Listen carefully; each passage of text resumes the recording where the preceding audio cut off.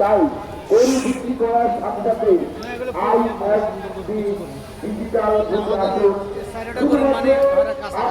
আপনি প্রত্যেকবার গরু বিক্রি করেন? এই গরু কত গরু বিক্রি করছেন এবার? এবার এখনো করছেন? একটা বড়টা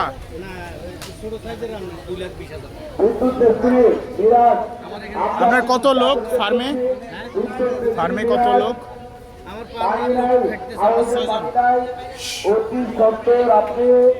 সকালে ঘাস কাটতে হয়, আবার ঘাস এগুলো মেশিন দিয়ে কাটতে হয়, খের কাটতে হয়, কাটার পরে এগুলো কয়জন? 6 জন। এমনিতে আপনার লাভ হয়? হ্যাঁ, লাভ তো হবে, কারণ আমাদের নিজস্ব, আমাদের নিজের ক্ষেতের মধ্যে আমরা ঘাস করছি, ওই ঘাস কাটে আনি। কত বিঘের উপর ঘাস করে?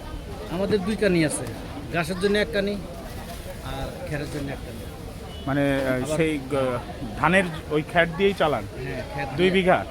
হ্যাঁ, আর আপনার ভুট্টা আছে, ভুট্টাও লাগাইছেন? সাইলেন্ট করে খাবাই।